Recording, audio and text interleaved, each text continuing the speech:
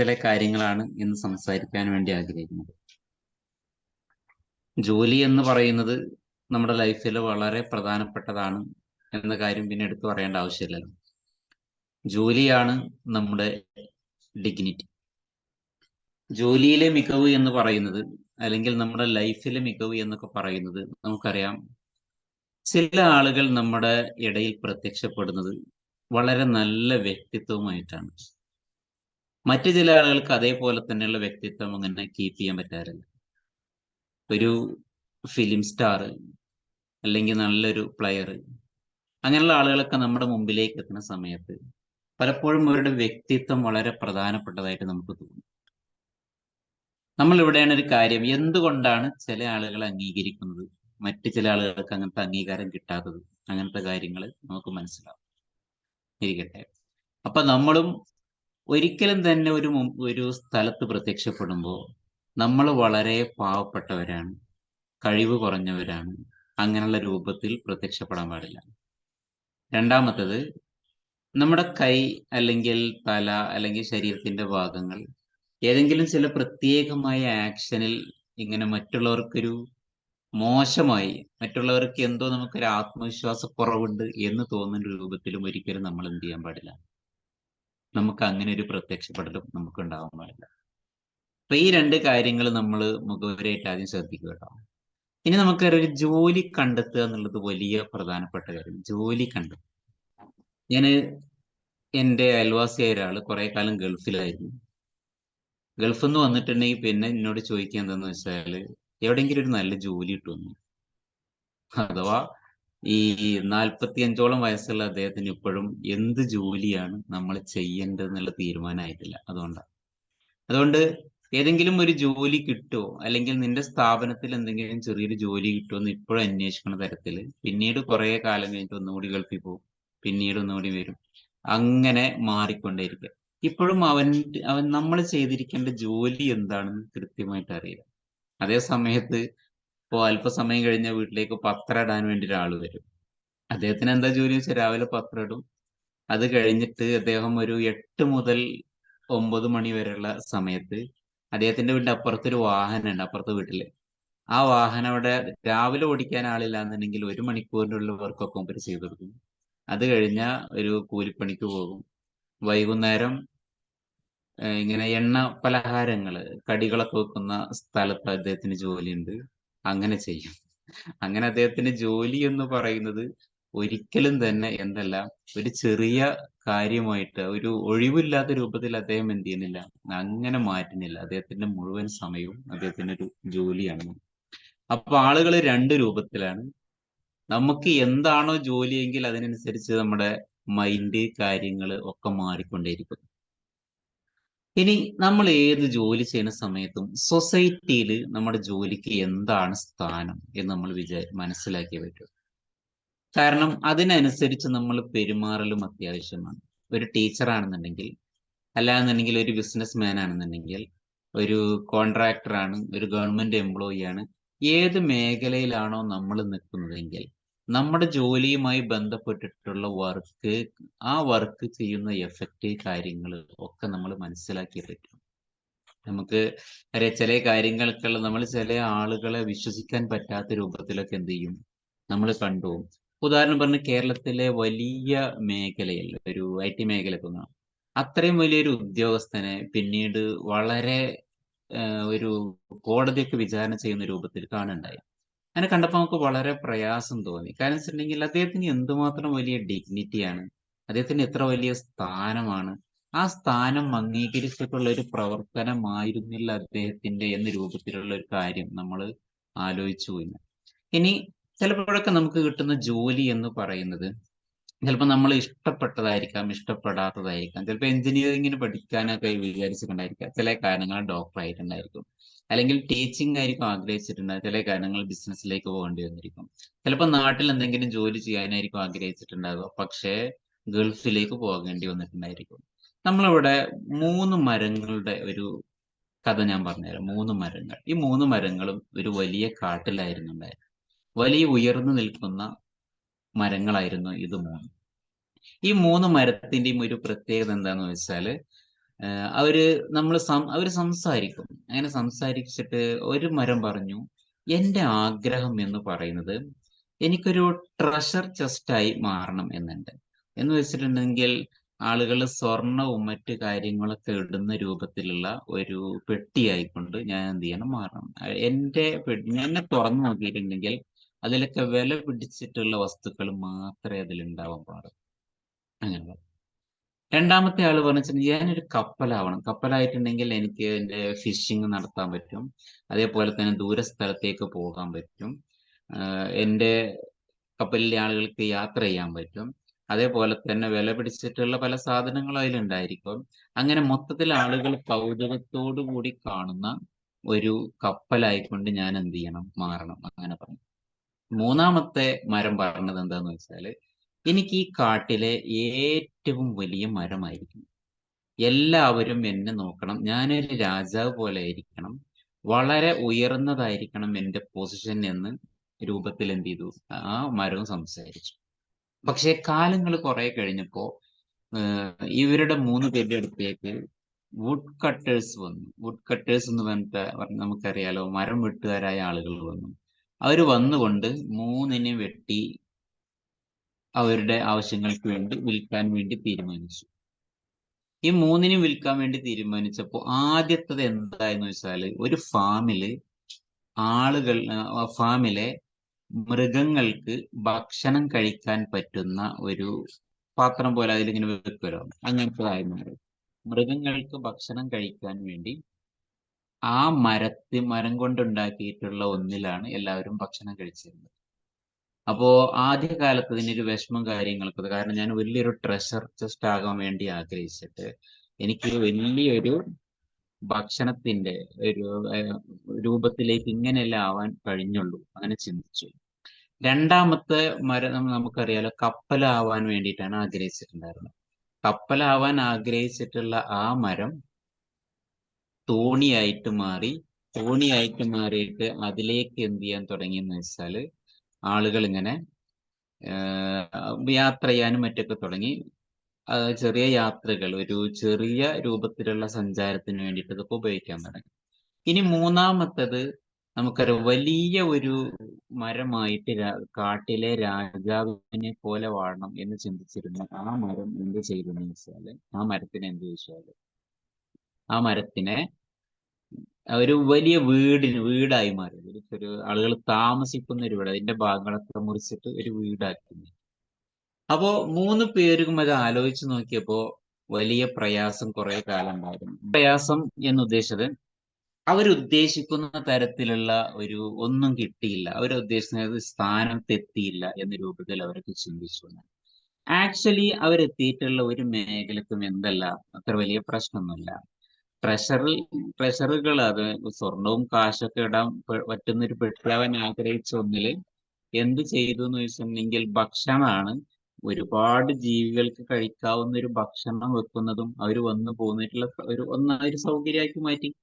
ഒന്നാലോചിച്ചിട്ടുണ്ടെങ്കിൽ അത്ര മോശമായിട്ടുള്ള ഒരു സ്ഥാനമല്ല.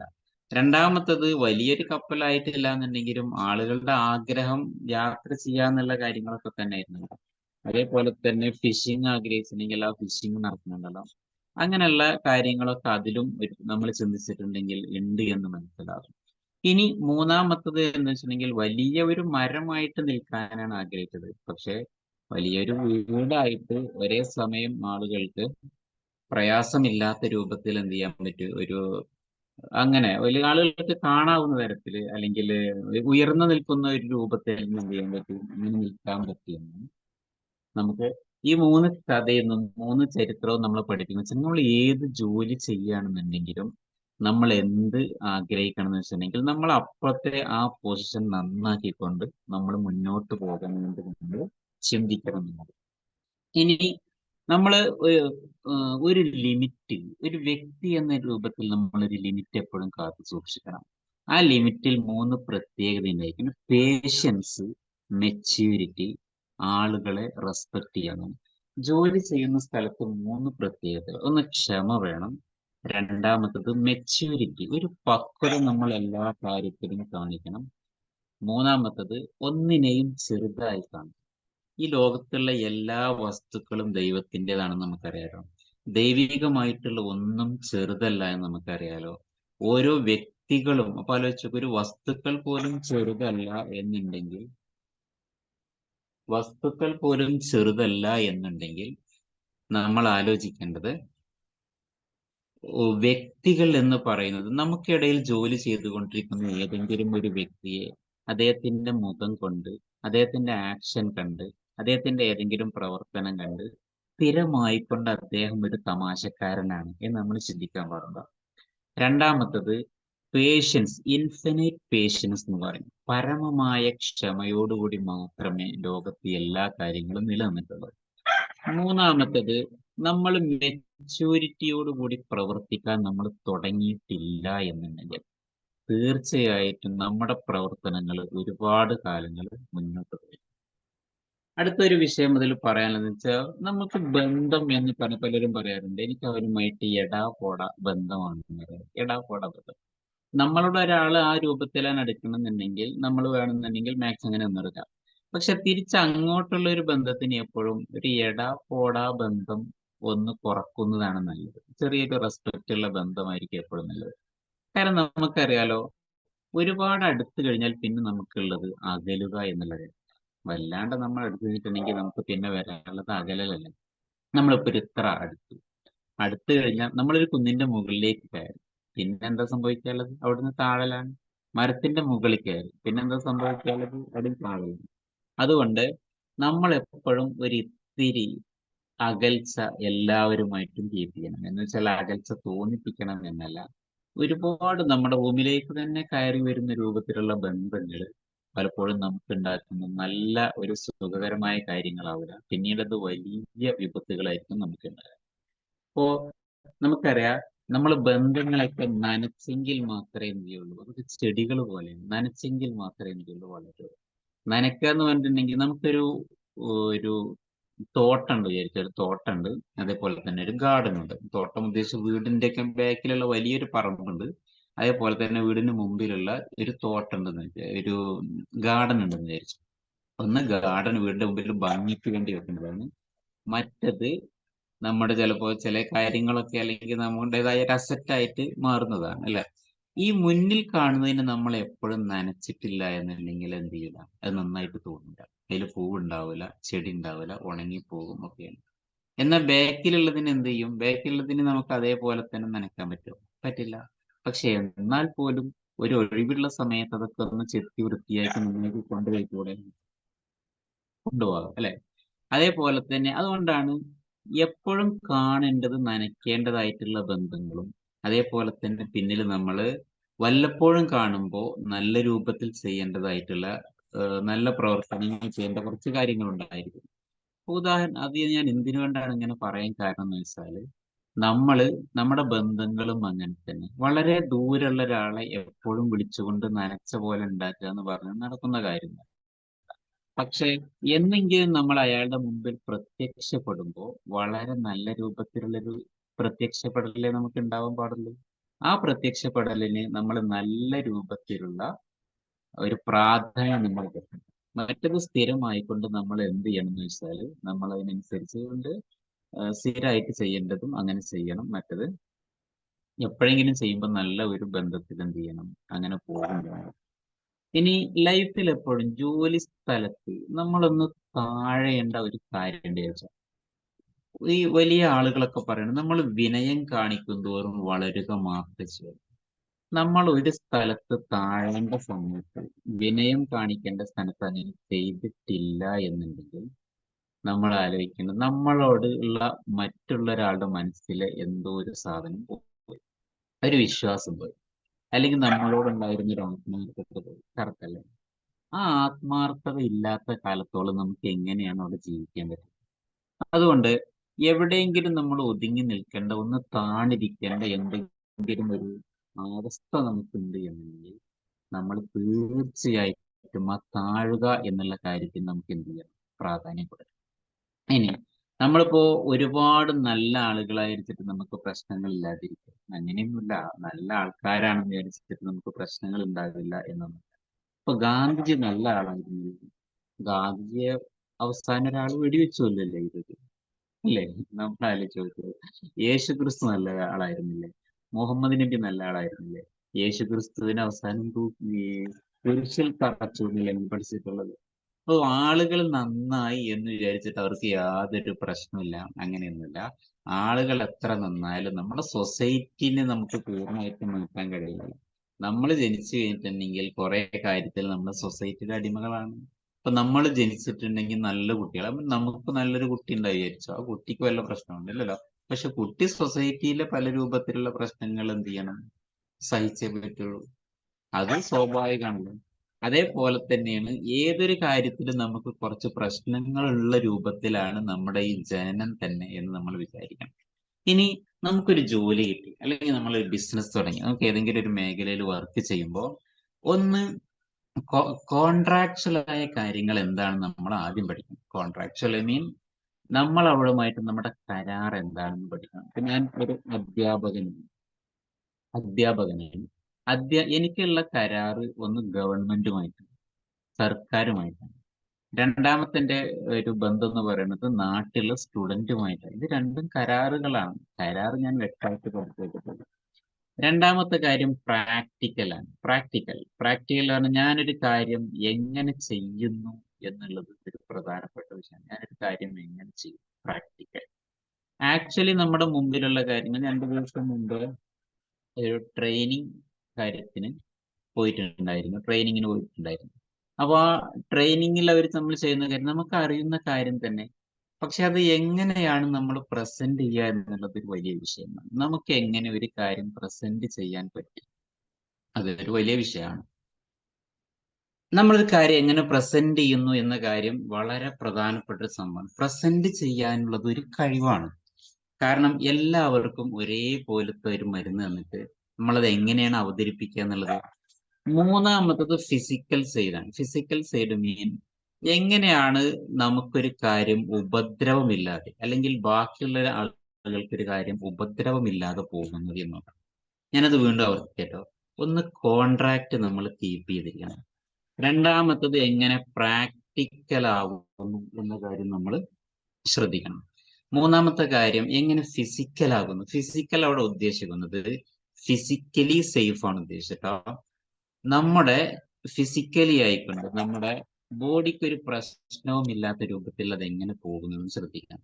പലപ്പോഴും ടീച്ചിങ് ഫീൽഡിൽ വളരെ ആത്മാർത്ഥമുള്ള ആളുകളൊക്കെ, എൻ്റെ കൂടെ വർക്ക് ചെയ്തിട്ടുള്ള ചില ആളുകളൊക്കെ, അല്ലെങ്കിൽ എനിക്കറിയാവുന്ന ചില ആളുകളൊക്കെ, നമുക്ക് നമ്മുടെ ഏതെങ്കിലും സ്ഥലത്ത് നമ്മളുമായിട്ട് ബന്ധമുള്ള ആളുകൾ, ചില ആളുകളൊക്കെ ചില കേസുകളിൽ, പ്രത്യേകിച്ചും പോക്സോ പോലെയുള്ള കേസുകൾ, നിയമവിരുദ്ധമായ കേസുകൾ, കൈക്കൂലി പോലുള്ള കേസുകൾ, ഇങ്ങനെയുള്ള കാര്യത്തിലൊക്കെ പെട്ടിട്ട് നമ്മൾ പിന്നീട് ആ അപമാനവും അതേപോലെ തന്നെ ജോലി നഷ്ടപ്പെടലും ഇങ്ങനെയുള്ള കാര്യങ്ങളിൽ വളരെ പിന്നീട് കാണുമ്പോൾ പ്രയാസം തോന്നിയിട്ടുള്ള പല അവസ്ഥകളുണ്ട്.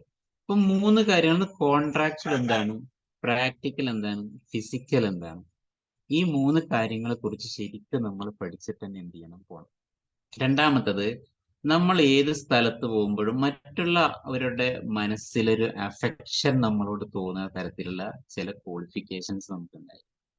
ഒന്നാണ് വർക്കിംഗ് മോറൽ എന്ന് പറയും. ഒരു മോറൽ സൈഡ് വർക്കിങ്ങിന് എപ്പോഴും നമ്മൾ കാത്തു സൂക്ഷിക്കണം. മോറൽ സൈഡ് എന്തുകൊണ്ടാണെന്ന് ചോദിച്ചാല്, ആ ഒരു മോറൽ സൈഡ് നമുക്ക് ചുറ്റും ഉണ്ടാക്കുന്ന ഒരു കാര്യം വളരെ പ്രധാനപ്പെട്ടതാണ്. നമ്മളൊരു സർക്കിൾ പോലെ പോകുന്ന ആൾ. ഇപ്പൊ നിങ്ങള് ഒരു എലക്ഷന് സ്ഥാനാർത്ഥിയായിട്ട് നിൽക്കുന്ന ഒരു കാൻഡിഡേറ്റിനെ കുറിച്ചിട്ട് നിങ്ങൾ ഒന്ന് ആലോചിച്ച് നോക്കുക. കാൻഡിഡേറ്റിന് 3 സർക്കിൾ എന്നാണ് ഞാൻ എപ്പോഴും പറയുന്നത്. കാൻഡിഡേറ്റിന്റെ ചുറ്റും കുറെ അടുത്ത ആളുകൾ, അതിനപ്പുറത്ത് അവനവന്റെ പാർട്ടിക്കാരായ ആളുകൾ, അവന് പാർട്ടി മീൻ അത്ര ബന്ധമില്ലാത്ത മറ്റു പാർട്ടിയിൽ നിന്നുള്ള ആളുകൾ, അതിന് അപ്പുറത്തുള്ളത് അവനെ വിശ്വസിക്കുന്ന പൊതുജനങ്ങൾ. ഇങ്ങനെയാണ് നമ്മുടെ നാട് മുന്നോട്ട് പോയിക്കൊണ്ടിരിക്കുന്നത്. അപ്പൊ ഒരു സ്ഥാനാർത്ഥിയാകുമ്പോൾ തന്നെ നമുക്കറിയാലോ ആർക്ക് വോട്ട് ചെയ്യണം നമ്മൾ തീരുമാനിക്കുന്നത് എന്തുകൊണ്ടാണ്, നമുക്ക് അവനെ കുറിച്ചിട്ടുള്ള ബന്ധമൊന്നുമില്ല. അതാണ് വർക്കിംഗ് മോറൽ. രണ്ടാമത്തത് ജോബ് സാറ്റിസ്ഫാക്ഷൻ എന്ന് പറയും. നമ്മൾ ഒരു സ്ഥലത്ത് ഒരു ദിവസം ജോലി ചെയ്യുകയാണെങ്കിൽ പോലും ആ ജോലി നമ്മൾ എങ്ങനെ ചെയ്യുന്നു, നമ്മുടെ മനസ്സിൽ അത് എത്ര തട്ടിയിട്ടുണ്ട് എന്നുള്ള ഒരു ചിന്ത നമുക്കുണ്ടായിരുന്നു. പിന്നെ ആ ജോലിയുമായി ബന്ധപ്പെട്ട് നമുക്ക് അവിടെയുള്ള ആളുകളോട് എത്രത്തോളം നമ്മൾ കംഫർട്ടബിൾ ആയിരുന്നു, അതൊരു വലിയ വിഷയം. കംഫർട്ടബിൾ, എത്രത്തോളം നമുക്ക് അവരുമായിട്ടൊരു നല്ല ബന്ധമുണ്ടാക്കാൻ വേണ്ടി നമുക്ക് ശ്രമിച്ചു എന്ന് നമുക്ക് വലിയൊരു വിഷയം. അപ്പൊ നമുക്കറിയാം, എനിക്ക് ആദ്യം ജോലി കിട്ടിയൊരു സ്ഥലം എനിക്ക് വളരെ മാനസിക പ്രയാസം ഉണ്ടായിരുന്നു. പ്രയാസം ഉണ്ടാവാനുള്ള ഒരു കാരണം എന്താ വെച്ചാല്, ഞാനവിടെ കുറച്ച് നല്ല കാര്യങ്ങൾ ചെയ്യാൻ ശ്രമിച്ചപ്പോൾ പോലും അതിനെ തന്നെ വളരെ മോശമായി ചിത്രീകരിച്ചു. അവിടെ ഒരു പ്രത്യേക സ്ഥലമാണ്, ചിലർക്ക് കൃത്യനിഷ്ഠതല്ല. അതേപോലെ തന്നെ അവിടെ മീറ്റിംഗ് കൂടിയിട്ടുണ്ടെങ്കിൽ എപ്പോഴും അങ്ങോട്ടും ഇങ്ങോട്ടും പാര വെക്കും. അപ്പൊ നമ്മളെ പോലുള്ള ഒരു തുടക്കക്കാരൻ നിലയ്ക്ക് എനിക്കത് വലിയ പ്രയാസം ഉണ്ടാക്കിയിരുന്നു. അപ്പോ പല രൂപത്തിൽ ആ അന്തരീക്ഷം മാറ്റാൻ വേണ്ടി ശ്രമിച്ചിട്ടും അങ്ങനെ ഒരു അന്തരീക്ഷം മാറുന്ന ഒരു കാര്യം അവിടെ ഉണ്ടായില്ല. നമ്മൾ മനസ്സിലാക്കേണ്ടത്, ഒരു തരത്തിലും ഒരു ചേഞ്ച് ഉണ്ടാക്കാൻ പറ്റാത്ത ഒരു സ്ഥലമാണെന്ന് ബോധ്യപ്പെട്ട് കഴിഞ്ഞാൽ അവിടെ കണ്ടിന്യൂ ചെയ്യും. കാരണം എന്താ, നാളെ നമ്മളും അവരിൽ ഒരാളാണ്. എന്ന് വെച്ചാൽ ലോകത്ത് നല്ല സ്ഥലം എന്ന് വെച്ചിട്ടൊരു നല്ല സ്ഥലമൊന്നും ഉണ്ടാവില്ല. ഈ ഉള്ള സ്ഥലങ്ങൾ നമ്മൾ നന്നാക്കിയേ പറ്റുള്ളൂ. പക്ഷേ എന്ത് ചെയ്താലും ഒരു സ്ഥലത്ത് മാറ്റമൊന്നുമില്ല. നമ്മുടെ ഡിഗ്നിറ്റി ഒക്കെ എന്ത് ചെയ്യും, അവിടെ താഴെപ്പെടും. നമുക്കൊരു റെസ്പെക്റ്റ് കിട്ടില്ല, നമ്മൾ അംഗീകരിക്കപ്പെടില്ല. അങ്ങനെയുള്ള കാര്യങ്ങളൊക്കെ സംഭവിച്ചു കഴിഞ്ഞിട്ടുണ്ടെങ്കിൽ നമ്മൾ തീർച്ചയായിട്ടും, അങ്ങനെയാണ് ഒരു സ്ഥലത്ത് നമ്മൾ മുന്നോട്ട് പോകുന്നതെങ്കിൽ അവിടെ നമ്മൾ മാറാൻ ശ്രമിക്കുന്നതാണ് ഏറ്റവും. ഇനി എവിടെ നമ്മൾ ജോലി ചെയ്യും, നമുക്ക് പൊതുവെ ഉണ്ടായിരിക്കണം, നമ്മുടെ കുടുംബത്തിലാണെങ്കിലും ജോലി സ്ഥലത്താണെങ്കിലും ഒക്കെ ഉണ്ടായിരിക്കേണ്ട ഒരു കഴിവാണ് നെഗോഷിയേഷൻ സ്കില്ല് എന്ന് പറയുന്നത്. എന്ന് വെച്ചാൽ കൂടിയാലോചന കഴിവ്. മീഡിയേറ്റർ ആവാനുള്ള ഒരു നല്ല ഒരു പ്രത്യേകത, ചിലപ്പോൾ നമ്മളൊരു ഒഫീഷ്യലൊന്നും ആവില്ല, നമ്മൾ നമ്മുടെ ഫ്രണ്ടും തമ്മിൽ എന്ത് ചെയ്യുന്നു വെച്ചിട്ടുണ്ടെങ്കിൽ ചെറിയൊരു പ്രശ്നം, അവിടെ ഒരു മീഡിയേറ്റർ ബുദ്ധി നമുക്ക് പലപ്പോഴും ഉപകാരപ്പെടും. അപ്പൊ അവിടുത്തെ ഹെഡായ ഓഫീസറും നമ്മുടെ ഫ്രണ്ടും തമ്മിലാണ് പ്രശ്നം. അപ്പൊ നമുക്ക് രണ്ട് രൂപത്തിലും ഇടപെടാൻ പറ്റും. ഒരു മീറ്റിങ്ങിൽ ഒരു ഒരു പ്രോഗ്രാം വരുന്നു, അല്ലെങ്കിൽ ഒരു പ്രശ്നം ഉണ്ടായിട്ടുണ്ട്, അവിടെയൊക്കെ ഒരു മീഡിയേറ്റർ ലുക്കിലുള്ള ഒരു ഇടപെടൽ നമുക്ക് തീർച്ചയായിട്ടും എന്ത് ചെയ്യും, അംഗീകരിക്കും.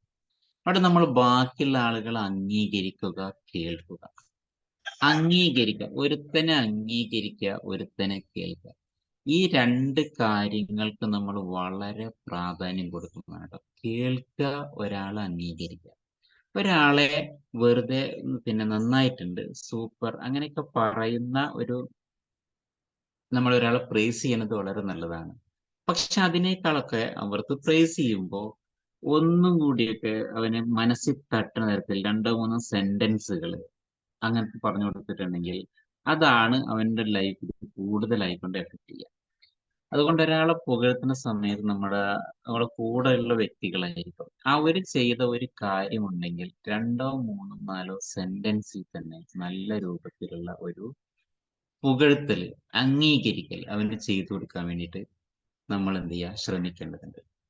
പിന്നെ അടുത്തൊരു കാര്യം പറയുള്ളത്, ഓരോ കമ്പനിക്കും ഓരോ പോളിസികളാണ്, ഓരോ സ്ഥാപനത്തിനും ഓരോ പോളിസികളാണ്, ഓരോ വ്യക്തിക്കും ഓരോ പോളിസിയാണ്. അപ്പൊ നമ്മളൊരു ഒരു സ്ഥാപനത്തിന്റെ കീഴിൽ ജോലി ചെയ്യുകയാണെന്നുണ്ടെങ്കിൽ അവിടെയുള്ള ആളുകൾക്ക് എന്താണോ ആവശ്യമെങ്കിൽ അതിനാണല്ലോ പ്രാധാന്യം കൊടുക്കുക. അത് ഹൗ ടു അപ്ലൈ കമ്പനീസ് പോളിസീനെ ഫയർ വേ എന്നാണ്. നല്ല ഒരു ഫയർ വേ എപ്പോഴും കീപ്പ് ചെയ്യണം. കമ്പനിയുടെ ആവശ്യം നമ്മൾ നിർവഹിക്കണം. അപ്പൊ നമ്മൾ നിർവഹിക്കുന്ന സമയത്ത് എങ്ങനെയാണോ നമ്മൾ നിർവഹിക്കേണ്ടത് അതിന്റെ ഒരു ഭംഗിയിൽ നിർവഹിക്കും. നമുക്ക് നമ്മുടേതായ ഒരു സ്റ്റൈലിൽ, നമ്മുടേതായ ഒരു ഭംഗിയിൽ അങ്ങനെ തന്നെ നമ്മൾ നിർവഹിക്കാൻ വേണ്ടിയിട്ട് നമ്മൾ ശ്രമിക്കണം എന്നർത്ഥം. ഇനി നമ്മൾ മറ്റുള്ളവരെ ബഹുമാനിക്കുന്ന കാര്യങ്ങൾ നമ്മൾ പറഞ്ഞു. അതേപോലെ തന്നെ ഒരു കാര്യത്തിന് ഒരിക്കലും ഒരു സമഗ്രമായിട്ട്, നേരത്തെ നമ്മൾ മെച്യൂരിറ്റിയുടെ കാര്യം പറഞ്ഞില്ലേ, ആ രൂപത്തിൽ നമ്മൾ എന്ത് ചെയ്യാൻ പാടുള്ളൂ, നമ്മൾ എല്ലാ കാര്യത്തിനും നമ്മൾ സമീപിക്കാൻ പാടുള്ളൂ. ഒരു വ്യത്യാസം, നമ്മുടേതായിട്ടുള്ള ഒരു വ്യത്യാസം കാര്യങ്ങളൊക്കെ നമ്മൾ തീർച്ചയായിട്ടും കണ്ട് നമ്മളൊരു വിശ്വാസം ഉണ്ടാക്കുക എന്ന് പറഞ്ഞാൽ, അപ്പൊ നമുക്കറിയാം, ഞാൻ ധരിച്ചുകൊണ്ടിരിക്കുന്ന ഡ്രസ്സിന്റെ മെറ്റീരിയൽസ് എനിക്കറിയില്ല, അല്ലെങ്കിൽ ഞാൻ കഴിക്കുന്ന പല ഫുഡിലും അടങ്ങിയിട്ടുള്ള പലതിനെ കുറിച്ചിട്ടൊന്നും എനിക്കറിയില്ല. പക്ഷെ ഇന്ന കമ്പനി സാധനമാണെങ്കിൽ അതൊക്കെ നല്ലതാണെന്ന് എനിക്കറിയാം. അങ്ങനെ ഒരു വിശ്വാസം എൻ്റെ ഉള്ളിലുണ്ട്. അപ്പൊ ഞാൻ ഷർട്ടിന്റെ ബാക്ക് സൈഡിലെ അതിന്റെ കമ്പനി കാണിച്ചു തന്നിട്ടുണ്ട്. ചിലപ്പോൾ നിങ്ങൾ പറയും ഒന്നുകിൽ അത് നല്ലതാണ്, അല്ലെങ്കിൽ അത് പിന്നെ അത്ര നല്ലതല്ല എന്ന് പറയില്ലേ നിങ്ങൾ. അതേപോലെ തന്നെ എൻ്റെ കുട്ടിക്ക്, എനിക്ക് 2 വയസ്സായ കുട്ടിയുണ്ട്, 5 വയസ്സുള്ള കുട്ടിയുണ്ട്. അവർക്കൊക്കെ മഞ്ച് നല്ലത്, മഞ്ചിന്റെ പേര് പറയും, കിറ്റ്കാറ്റിന്റെ പേര് പറയും. പക്ഷെ ഈ മഞ്ചും കിറ്റ്കാറ്റൊക്കെ അതിൻ്റെ ഉള്ളിലുള്ള സംഭവമൊക്കെ അടങ്ങിയത് കൊണ്ടാണല്ലോ അവർക്ക് അറിയുന്നത്? അല്ല, അവർക്ക് അതൊന്നും അറിയില്ല. അവർക്ക് പക്ഷെ അതിന്റെ പേരുകൾ അറിയാം. അപ്പൊ മറ്റൊരു സ്ഥാപനം നമ്മുടെ തലച്ചോറിന്റെ ഉള്ളിലേക്ക് എന്ത് ചെയ്തിട്ടുണ്ട്? കയറി വരുന്നുണ്ട്, അല്ലേ? ന്യൂറോ ആയിട്ട് നമ്മുടെ ഉള്ളിലേക്ക് വന്നിട്ടുണ്ട്. അങ്ങനെ വരുന്ന സമയത്ത് നമ്മൾ ആലോചിക്കേണ്ടത്, നമ്മളും എന്ത് ചെയ്യണം എന്ന് വെച്ചിട്ടുണ്ടെങ്കിൽ ബാക്കിയുള്ള ആളുകളുടെ മനസ്സിൽ ഒരു വിശ്വാസമായിട്ട് മാറുന്ന വേണം. നമ്മളൊരു വിശ്വാസമായിട്ട് മാറിയെങ്കിൽ മാത്രമേ നമുക്ക് നിലനിൽപ്പുള്ളൂ. നമ്മുടെ മുമ്പിലുള്ള ഓരോ, നമ്മളെ വിശ്വസിക്കുക, നമ്മളെ മുന്നോട്ട് കൊണ്ടുപോകുന്നത് ഒരു വിശ്വാസമാണല്ലോ. നമ്മുടെ സ്ഥാപനത്തിലേക്ക് ആൾക്കാർ വരുന്നത് വിശ്വാസമല്ലേ? നമ്മൾ ഇന്ന വസ്തു മേടിക്കണത് ഒരു വിശ്വാസമല്ലേ? നമ്മളൊക്കെ എന്തൊക്കെ സാധനങ്ങൾ സൂപ്പർ മാർക്കറ്റിൽ പോയി വാങ്ങുന്നു, നമ്മൾ ആ ബ്രാൻഡിലുള്ള കാര്യങ്ങൾ തന്നെ മേടിക്കണല്ലേ? എന്തുകൊണ്ടത് വാങ്ങുന്നു എന്ന് വെച്ചിട്ടുണ്ടെങ്കിൽ നമുക്കൊരു വിശ്വാസമാണ്. ആ വിശ്വാസം എവിടുന്ന് വരുന്നു? അത് ആരൊക്കെ നമ്മുടെ ഉള്ളിൽ ഉണ്ടാക്കി വെച്ചതല്ല. അതുകൊണ്ട് ആ ഒരു വിശ്വാസം നമ്മൾ തിരിച്ചും എന്ത് ചെയ്യണം? അങ്ങോട്ടും സൂക്ഷിക്കണം എന്നാണ് പറയുന്നത്. ഇനി നമ്മൾ സോഷ്യോമെട്രി പഠിച്ചിട്ടുണ്ട്. നമുക്ക് ചിലപ്പോൾ നമ്മൾ സ്റ്റാർ ആയിരിക്കും, നമ്മൾ കുറേ ഫ്രണ്ട്സ് ഉണ്ടാവും. ചിലപ്പോൾ നമ്മൾ ക്ലിക്സ് ആയിരിക്കും, നമ്മൾ 2 3 4 ഫ്രണ്ട് അവിടെ കിടന്നിട്ടേ കറങ്ങുള്ളൂ. ചിലപ്പോൾ നമ്മൾ മ്യൂച്വൽസ് ആയിരിക്കും. ചിലപ്പോൾ നമുക്ക് ഒരു ഫ്രണ്ട് ഇവിടെ ഉണ്ടാവും, അപ്പുറത്തൊരു ഫ്രണ്ട്, നമ്മൾ ഇവനോട് മിണ്ടും, അവന് നമ്മളോട് മിണ്ടും, അങ്ങനെ അങ്ങോട്ടുണ്ട്. നാലാമത്തത് നമ്മൾ ഒറ്റക്കായിരിക്കും. ഒന്ന്, നമ്മൾ സ്റ്റാറുകളാണ്. സ്റ്റാറുകൾ എന്ന് പറഞ്ഞിട്ടുണ്ടെങ്കിൽ കുറേ ബന്ധങ്ങളുണ്ട്. രണ്ടാമത്തത് നമ്മൾ ക്ലിക്സ് ആണ്. ക്ലിക്സ് എന്ന് പറഞ്ഞാൽ 2 3 4 ആളുകൾക്കിടയിൽ ചുറ്റിക്കറങ്ങുന്നത്, അല്ലെ? മ്യൂച്വൽസ് എന്ന് പറഞ്ഞിട്ടുണ്ടെങ്കിൽ 2 2 ആള്, ഇയാൾ അങ്ങോട്ട് പോകുന്ന അവിടെ നിന്നിട്ട്. ഇനി ഐസോലേറ്റ്സ് എന്ന് പറഞ്ഞിട്ടുണ്ടെങ്കിൽ ഒറ്റപ്പെട്ട് ജീവിക്കുന്ന ആൾക്കാരാണ്. നമ്മൾ ഇതിൽ ആരാണ് എന്ന് നമ്മൾ എപ്പോഴും ആലോചിക്കേണ്ടതാണ്.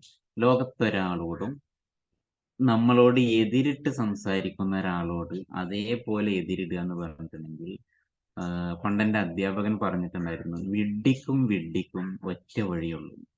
ഉദാഹരണം പറഞ്ഞാൽ, ഞാനൊരു ചെറിയ വഴിയിലൂടെ ഇങ്ങനെ പോകുമ്പോൾ വേറൊരാൾ ഇങ്ങോട്ട് വരുന്നുണ്ട്. അവൻ എന്നോട് പറയുന്നു ഞാൻ മാറാനും, ഞാൻ അയാളോട് പറയുന്നു അയാൾ മാറാനും. രണ്ടാളിൽ ഒരാൾ മാറിയിട്ടില്ലെങ്കിൽ എങ്ങനെ മുന്നോട്ട് പോകും? ഇനി ഞാനും മാറി വേറൊരു വഴി കൂടി പോയിട്ടുണ്ടെങ്കിൽ അയാൾക്ക് ഈ വഴി വരും ചെയ്യാം. അപ്പൊ 2 വഴിയായില്ലേ? ഇനി അയാളും മാറി, ഞാനും മാറി, സെൻട്രൽ ഒരു വഴി ഇടും ചെയ്തു, അപ്പം 3 വഴിയാകും. അതുകൊണ്ട് ഒരേ മെത്തേഡിൽ അങ്ങോട്ടും ഇങ്ങോട്ടും തല്ലി തീർക്കുന്ന രൂപത്തിൽ എന്ത് ചെയ്യരുത്? നമ്മൾ മുന്നോട്ട് പോകരുത്. നമ്മള് എൻ്റെ ക്ലാസ് സമയം അവസാനിച്ചിട്ടുണ്ട്. നമുക്കറിയാലോ, നമുക്ക് ഹാർഡി ഡിസ്കവറി ഓഫ് രാമാനുജൻ എന്ന് പറയുന്നൊരു ഇംഗ്ലീഷ് കഥ മുമ്പ് വായിച്ചിട്ടുണ്ട്.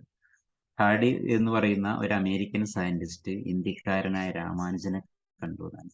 രാമാനുജന്റെ സ്കില്ല് കാര്യങ്ങളൊക്കെ അദ്ദേഹത്തിന്റെ ഏതോ കത്തുകൾ, കുറെ കത്ത് വരുന്നതിൽ നിന്നും ഒരു കത്ത് പൊട്ടിച്ചപ്പോൾ രാമാനുജന്റെ ആയിരുന്നു. അത്ര വൃത്തി ഉണ്ടായിരുന്നില്ല. എന്നാലും അതിൽ എന്തൊക്കെയോ പ്രത്യേകത കാരണം രാമാനുജനെ കണ്ടെത്തി ഹാർഡി. എന്നാൽ അതേ സമയത്ത് നമ്മൾ ആലോചിച്ചത്, പണ്ട് റഷ്യയിലോ മറ്റൊക്കെ ഉണ്ടായിരുന്ന ആളുകൾ നമ്മുടെ ഇന്ത്യയിലുള്ള ചില കുട്ടികളെ തന്നെ ഈ ബ്ലൂ വെയിൽ ചലഞ്ച് എന്നൊക്കെ പറയുന്ന വസ്തു വെച്ചിട്ട് കൊല്ലാനും നോക്കിയിട്ടുണ്ട്, സൂയിസൈഡ് ചെയ്യിപ്പിച്ചിട്ടുണ്ട്. ഞാനിത് രണ്ടും പറയാൻ കാരണം, ഒരു സ്ഥലത്തിരുന്ന് നമ്മളെ ഇങ്ങോട്ട് ആകർഷിച്ച് നമ്മൾ നശിപ്പിക്കുന്നവരും അതേപോലെ തന്നെ നമ്മൾ അംഗീകരിച്ച് വളർത്തുന്നവരൊക്കെ ഉണ്ട്. നമ്മൾ ഇന്ന് അങ്ങനത്തെ ഒരു ലോകത്താണ് ജീവിക്കുന്നത്. അപ്പൊ ആരെ വിശ്വസിക്കണം, ആരെ വിശ്വസിക്കരുത്, എങ്ങനെ ജീവിക്കണമൊക്കെ നമ്മൾ തീരുമാനിക്കുന്നതാണ്. ഇനി രണ്ടാമത്തെ ഒരു കാര്യം എന്ന് വെച്ചിട്ടുണ്ടെങ്കിൽ, നമ്മളിപ്പോ നല്ലൊരു ജനറേഷൻ, നല്ലൊരു ജോലി കിട്ടാൻ, നല്ലൊരു സൊസൈറ്റി നമ്മുടെ കുട്ടികളൊക്കെ നമ്മൾ വളർത്തി വലുതാക്കുന്നവരാണതാണ്. അപ്പൊ നമ്മുടെ തലച്ചോറ് എന്ന് പറയുന്നത്, പ്രത്യേകിച്ചും ചെറിയ കുട്ടികൾക്ക് നമ്മൾ നല്ലതേ പറഞ്ഞു കൊടുക്കാവൂ, നല്ലതേ കാണിക്കാവൂ, നല്ല സ്ഥലത്തേക്ക് കൊണ്ടുപോകാവൂ, നല്ല ബന്ധങ്ങൾ എന്താണെന്ന് പഠിപ്പിച്ചു കൊടുക്കണം. കാരണം ഒരു 10 മാസം മുതൽ 3 വയസ്സ് വരെ, അവിടെ നിന്നിട്ട് 8 വയസ്സ് വരെ നമ്മുടെ തലച്ചോറിൽ ന്യൂറോണ്, ആക്സോണ്, സിനാപ്സ്, അങ്ങനെ കുറേയുള്ള കാര്യങ്ങളുടെ വർക്കുകൾ ഉണ്ടായിരിക്കും.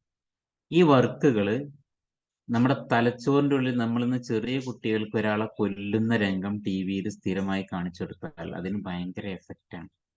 പിൽക്കാലത്ത് അവനൊരു കൊലപാതകയാകാനുള്ള സാധ്യത കൂടുതലാണ്. അതേപോലെ തന്നെയാണ് എല്ലാ കാര്യങ്ങളും. അതുകൊണ്ട് ചെറിയ കുട്ടികൾക്ക് നമ്മൾ എന്ത് കാണിച്ചു കൊടുക്കുന്നത് ഒരു വലിയ വലിയ വിഷയമാണ്. ഇനി നമ്മൾ ചെയ്യുന്ന ജോലി ഒരു തെറ്റായ മാർഗമാണ് വിചാരിക്കുക. നമ്മളൊരു കൈക്കൂലിക്കാരനാണ്, നമ്മൾ തെറ്റായ മാർഗത്തിലൂടെ പണം സമ്പാദിക്കുന്നുണ്ട്, അങ്ങനെയൊക്കെ വിചാരിക്കുക നമ്മൾ. ആ കാര്യങ്ങൾ നമുക്കുണ്ടാക്കുന്ന ഭവിഷ്യത്ത് എന്ന് പറയുന്നത് ഒരുപാടാണ്. ഒരുപാട് ബാഡ് എഫക്ട് ചെയ്യാൻ പറ്റും. പ്രായം കൂടുന്തോറും നമ്മളെ ശരീരം, നമ്മൾ കഴിച്ചുകൊണ്ടിരിക്കുന്ന ഭക്ഷണം, അതേപോലെ തന്നെ വസ്ത്രം, ഞാൻ ഉണ്ടാക്കിയതെല്ലാം ഒരു തെറ്റാണെന്നുള്ളൊരു തോന്നൽ നമ്മുടെ ലൈഫിലേക്ക് വന്നുകൊണ്ടേയിരിക്കും. അതുകൊണ്ട് നല്ല രൂപത്തിലുള്ള ഒരു നല്ല ജീവിതം, നല്ല ജോലി, നല്ല രൂപത്തിലുള്ള ബന്ധങ്ങൾ ഒക്കെ നമ്മൾ കീപ്പ് ചെയ്യുക. എല്ലാവർക്കും നമസ്കാരം. ഞാൻ അത് അവസാനിപ്പിക്കുകയാണ്. Thank you.